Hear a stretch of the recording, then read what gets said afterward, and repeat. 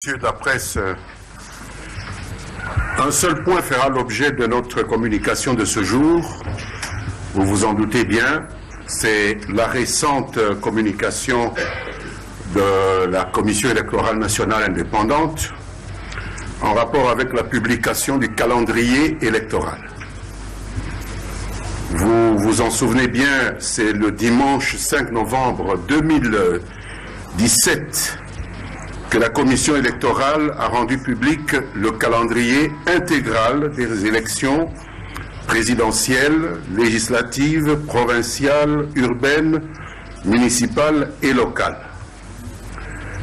La Commission a ainsi fixé le cap et l'état de la démocratisation des institutions publiques de notre pays, la République démocratique du Congo. C'est pour le gouvernement de la République démocratique du Congo une étape décisive du processus électoral qui vient ainsi d'être franchi par la CENI, que d'aucuns, dans leur impatience, ont longtemps accusé de mauvaise foi, de duplicité, et qu'ils ont soupçonné de double langage, de faire le jeu d'un pouvoir, accusé à tort d'avoir une inclinaison viscérale vers ce qu'on a appelé le glissement. Ce calendrier qui a bel et bien vocation à rencontrer les attentes légitimes du peuple congolais, ainsi qu'à mettre fin aux démangeaisons des acteurs politiques et à certaines exigences de quelques décideurs étrangers, peut compter sur un soutien sans faille du gouvernement de la République. Et ce, bien qu'il fasse l'objet de commentaires en sens divers, de critiques acerbes, voire d'attaques en règle de certains milieux. Comme la grande majorité de nos compatriotes, je voudrais, au nom du gouvernement, saluer ce calendrier électoral tant réclamé et tant attendu par notre peuple. Quelques acteurs politiques, notamment de l'opposition dite radicale, ceux-là même qui exigeaient à corps et à cri, avec force menace, la publication sans délai du calendrier électoral, ont été vent debout lorsque ce fut chose faite contre le dit calendrier qu'ils ont affublé sans même se donner le temps de l'examiner de toutes sortes de qualificatifs qui sont en réalité la manifestation d'un certain désarroi.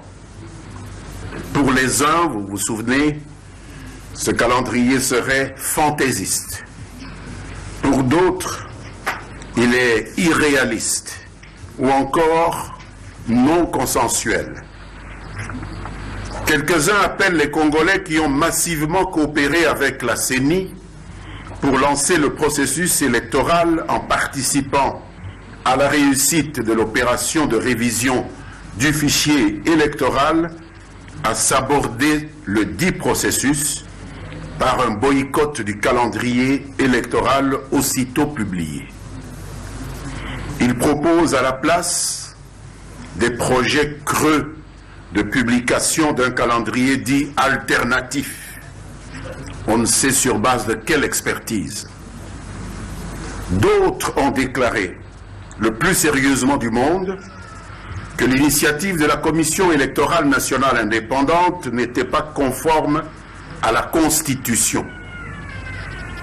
Au sujet de cette grave accusation de non-conformité à la Constitution, mesdames, messieurs, lancée contre la centrale électorale, et pour autant que ses auteurs ne prétendent pas eux-mêmes s'être substitués à la Cour constitutionnelle, ils devraient prendre au moins la peine de s'adresser dans les formes requises à cette dernière, qui est du reste, à notre connaissance jusqu'aujourd'hui, la seule instance compétente pour dire le droit en l'espèce. Mesdames, Messieurs de la presse, le gouvernement tient à rappeler que contrairement aux élucubrations répandues aux quatre vents par les falsificateurs de notre histoire, En démocratie, la fonction première d'une élection n'est pas de congédier un ou des dirigeants. La fonction essentielle d'une élection demeure de permettre au peuple souverain primaire de se choisir librement un ou des dirigeants, et en cela, les élections que nous attendons doivent être perçues avant toute chose comme une apothéose démocratique, une véritable fête populaire. Ceux qui y voient, comme on l'a entendu ici et là, une occasion de régler des comptes, de priver de sommeil, on l'a entendu, priver de sommeil leurs adversaires ou les animateurs de l'administration électorale ont tort. Vous devriez le leur dire. Les élections ne sont pas non plus comparables à un devoir scolaire, ainsi que l'a suggéré bien étourdiment un acteur politique de l'opposition qui a qualifié sur les ondes d'un média français le calendrier rendu public par la Commission électorale nationale indépendante de devoir de mauvais écoliers. Comme si notre centrale électorale était en quête de bonnes notes auprès d'on ne sait quel instituteur, à l'instar de l'acteur politique en question et ses amis, qui passent le plus clair de leur temps à quémander le satisfecit de leur maître à l'étranger. Pour notre part, nous sommes satisfaits que la Commission électorale nationale indépendante se soit assumée en toute responsabilité et qu'elle ne se soit pas laissée infantiliser en dépit de multiples pressions, tant internes qu'externes, dont elle a fait état, tout en les prenant en compte, naturellement, dans la mesure du possible. Devant ce torrent de commentaires, de prises de position, parfois irrationnelles, et de tentatives de remise en cause de l'indépendance de la Commission électorale nationale indépendante, pourtant consacrée par notre Constitution et les lois de la République, tout en réaffirmant le principe de la liberté d'opinion reconnu à tous les Congolais, le gouvernement entend faire sa part pour que ce calendrier électoral réaliste, élaboré par la seule instance habilitée, en tenant compte de toutes les exigences, de tous les paramètres et des contraintes qui ont été rappelées de manière honnête et transparente, soit scrupuleusement respecté. À ce sujet, nous ne pouvons accepter de gaieté de cœur de voir notre pays, la République démocratique du Congo, faire pratiquement seul l'objet d'une véritable avalanche de pressions extérieures s'agissant de son processus électoral. Des pressions dont nous savons qu'elles sont essentiellement dictées par la convoitise que suscitent entre autres ces immenses ressources naturelles stratégiques. Après le caoutchouc, après le cuivre, après le coltan respectivement, c'est aujourd'hui nos réserves en cobalt qui nous valent ces intrusions malveillantes et incapacitantes dont nous ne demandons qu'à être dispensés une bonne fois pour toutes. C'en est assez. Les analystes congolais que vous êtes, chers amis de la presse, devraient consacrer certaines de leurs réflexions à ce réel dysfonctionnement des relations entre les États qui ont toujours placé notre pays dans le collimateur des maîtres autoproclamés du monde. Mesdames, Messieurs de la presse, un scrutin électoral comme celui qui est en gestation dans notre pays doit être considéré comme le pendant d'une nouvelle naissance. C'est la perspective de faire arriver ou maintenir aux affaires des dirigeants qu'un peuple se choisit en toute liberté. D'où l'intérêt qu'il y a d'y aller avec beaucoup de sérénité et avec enthousiasme. Le gouvernement exhorte donc toutes les parties prenantes au processus électoral à plus de responsabilité en ce moment précis où notre pays se trouve à la croisée des chemins. Nous avons bien compris qu'après avoir pris les avis des uns et des autres dans le pays même, après avoir écouté ses partenaires extérieurs, la Commission électorale nationale indépendante a décidé de s'inscrire dans un schéma optimiste qui se traduit par un assouplissement du chemin critique qui appelle une loyale collaboration de toutes les parties impliquées dans le dit processus.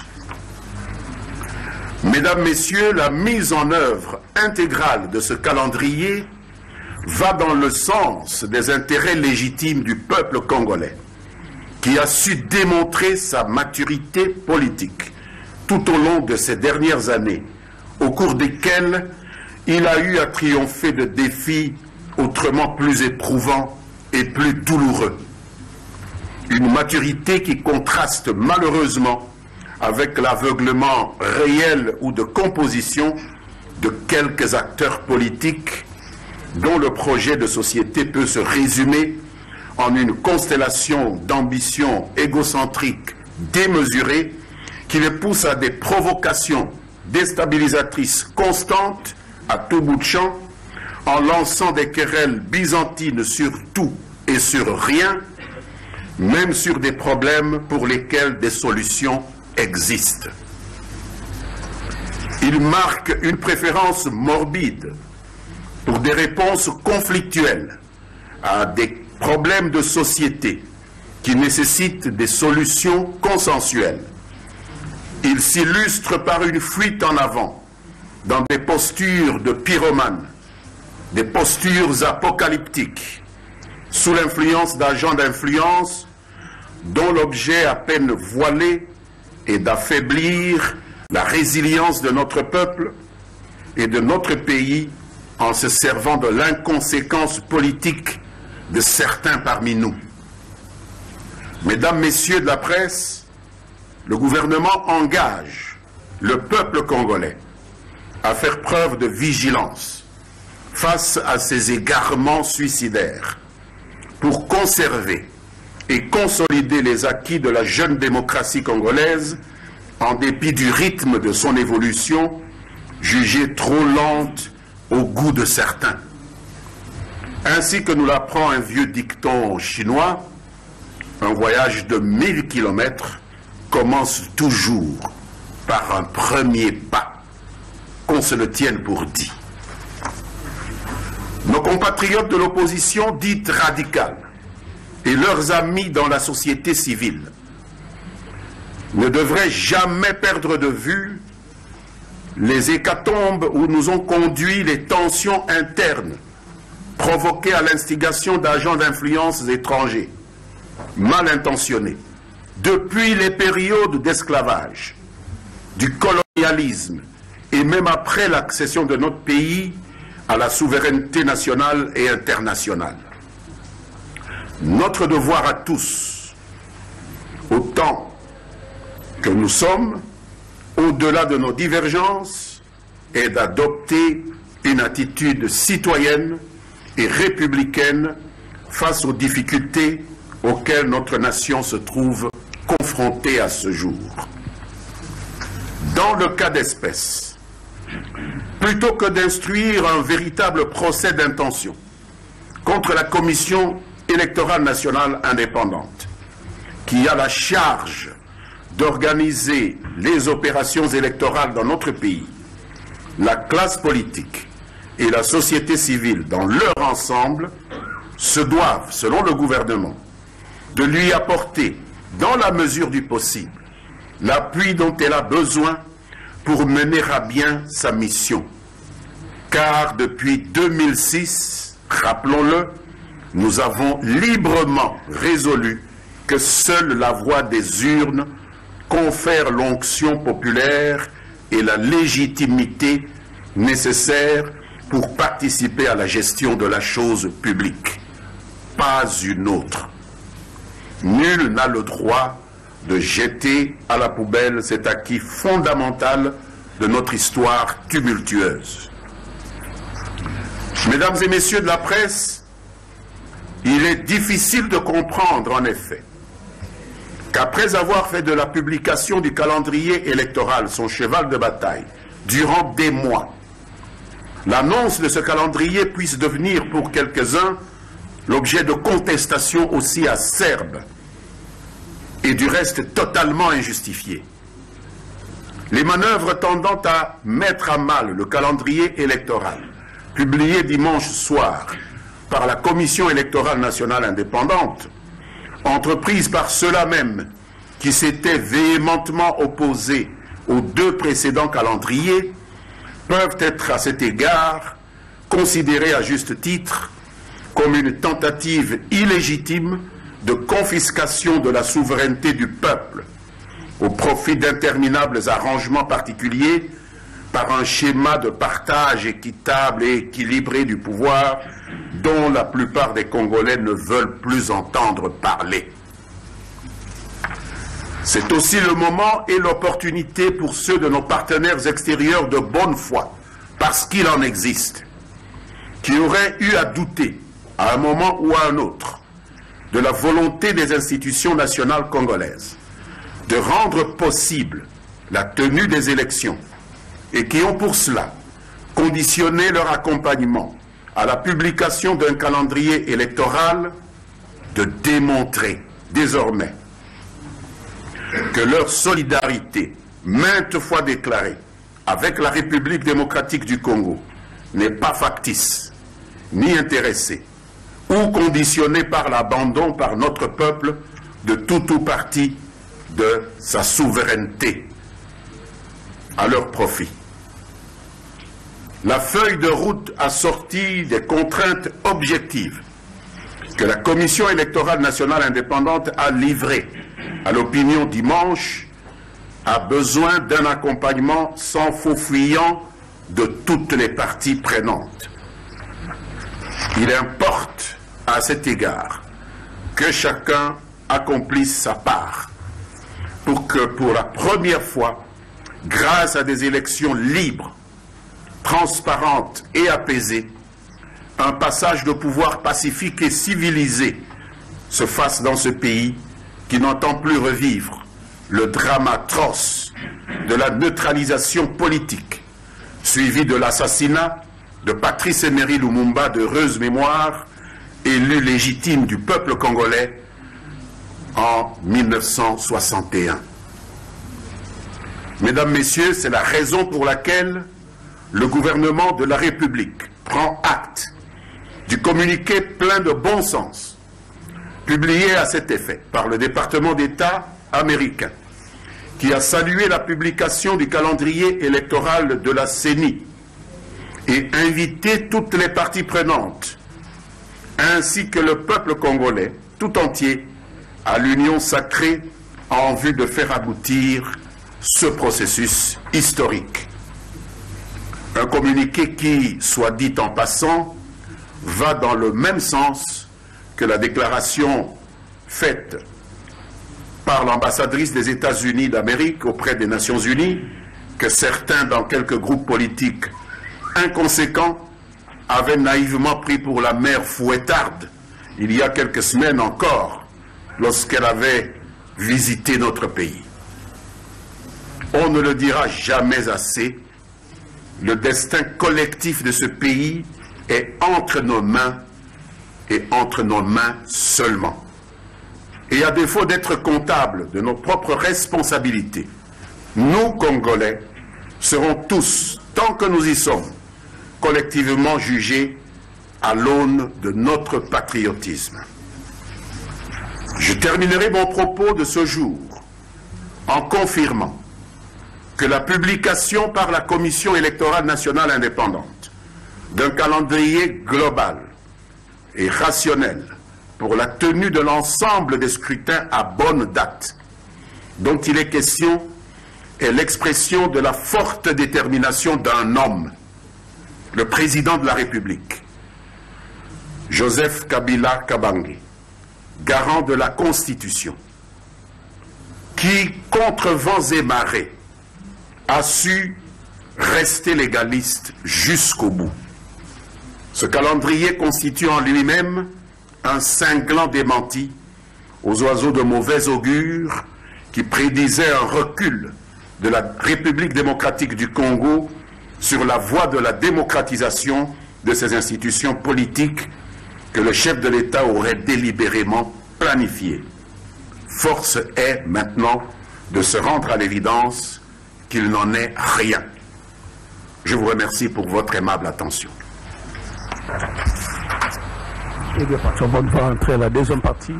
Voilà, nous passons directement à la deuxième partie de notre communication.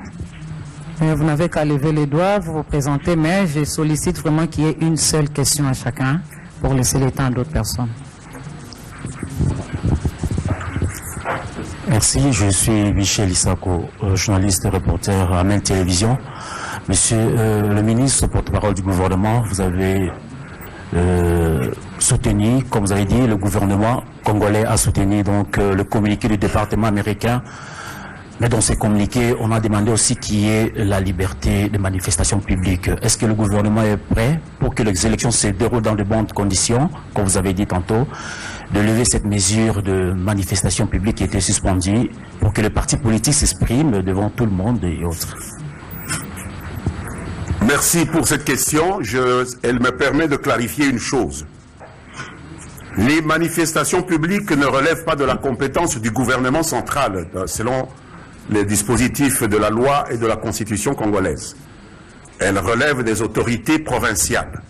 Je sais que pour des raisons d'ordre public et de sécurité, il est prévu dans nos lois qu'une autorité administrative locale peut décider dans une période de temps déterminée de certaines mesures conservatoires auxquelles vous faites allusion.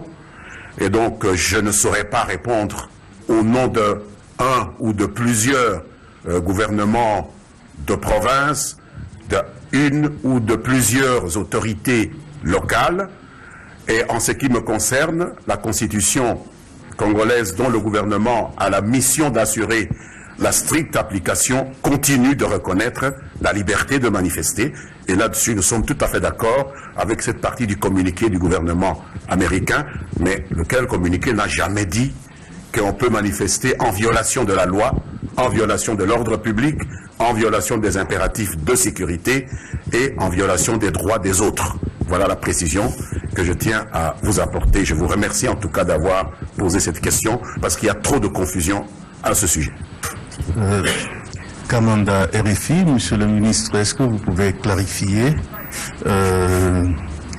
ou vous pouvez répondre un peu aux inquiétudes de plusieurs internautes et même de plusieurs Congolais qui se sont interrogés sur la présence du vice-président de la CENI à la réunion de Kingakati hier, alors que, en tant que membre de la CENI, il est supposé ne plus appartenir à son parti.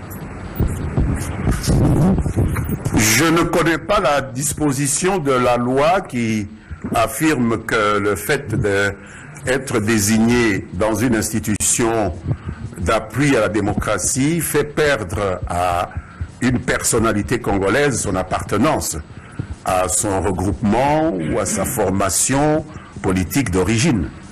Tout ce qu'on demande, c'est que l'institution d'appui à la démocratie qu'est la CENI ou le CESAC ou le CNSA soit composée de membres désignés par différentes formations politiques. Mais les personnes qui sont désignées continuent, à mon avis, à appartenir à leur formation politique. Il ne leur est pas interdit d'être conviés à une réflexion des partis politiques dont ils sont issus pour donner l'information. Je pense que c'est aussi un de leurs rôles que de pouvoir aller donner l'information sur les décisions qui sont prises de commun accord avec les autres composantes des institutions d'appui à la démocratie dans lesquelles ils représentent leur formation politique. Maintenant, il faut entrer dans le détail du règlement intérieur du parti en question pour savoir si ce parti exclut de ses rangs tout individu qui le représente au sein d'une institution d'appui à la démocratie. En tout cas, en ce qui concerne le parti auquel moi j'appartiens, à la CCU, nous n'avons pas une telle disposition. Nous avons un membre, effectivement, dans l'Assemblée générale de la CENI, et je vous assure que nous le recevons régulièrement pour nous donner des informations sur ce qui se passe à la CENI, sans violer aucune loi ni aucune réglementation de la République. Donc que le public se rassure, la loi est respectée. Rita Bitota de Digital Congo, télévision et radio. Monsieur le ministre, la CENI qui a publié le calendrier dimanche soir a souligné que le gouvernement et le Parlement devraient chacun jouer sa partition pour que finalement ce calendrier soit respecté. Est-ce que le gouvernement aujourd'hui peut nous garantir qu'il va jouer sa partition? Parce que la CENI a toujours évoqué plusieurs difficultés auxquelles elle fait face, notamment celles liées au financement. Est-ce que le gouvernement peut nous garantir qu'il va disponibiliser les fonds pour ces élections? Merci. Je pense, madame, que c'est exactement ce que je viens de dire, que le gouvernement fera sa part. Et je voudrais, pour vous faire une petite digression dans l'histoire récente du processus électoral en cours, que si ce processus a pu démarrer, si aujourd'hui nous pouvons afficher cet exploit que constitue le fait que sur les 45 millions d'électeurs à enregistrer, déjà 43 millions aient été enregistrés, c'est grâce à l'apport du gouvernement et du seul gouvernement, peut-être aussi de la MONUSCO, soyons honnêtes. Mais l'apport essentiel est venu du gouvernement. Et nous allons continuer à le faire. Nous ne disons pas que c'est facile, c'est très difficile parce qu'il faut sacrifier beaucoup de programmes sociaux, il faut sacrifier beaucoup de frais de fonctionnement du gouvernement, mais nous sommes déterminés à faire notre part. Et c'est ce que je viens de réitérer ici, ce que nous avons fait pour le processus d'enrôlement des électeurs, nous allons continuer à le faire et nous avons invité les autres à pouvoir faire preuve de la même bonne volonté, du même sérieux que le gouvernement, c'est-à-dire d'appliquer les engagements que l'on prend. Nous nous sommes engagés à le faire, nous le faisons dans la mesure du possible, d'autres se sont engagés et nous restons toujours curieux de savoir quand est-ce qu'ils vont pouvoir mettre la main à la poche, jusqu'à présent. En ce qui concerne le Parlement, je ne saurais pas parler en son nom, mais je pense que vous aurez l'occasion de rencontrer les bureaux des deux chambres qui vont vous expliquer ce qu'ils comptent faire pour rencontrer cette préoccupation légitimement exprimée par la Commission électorale nationale indépendante. Mais en ce qui concerne le gouvernement, vous pouvez être rassuré que dans la mesure du possible, tout sera fait pour que ce qui est demandé au gouvernement en termes d'allocation budgétaire, en termes de sécurité, sera accompli. Bon, il n'y a plus de préoccupation. Nous prenons deux derniers intervenants, Prospérité et Numérica. Puis on clôture.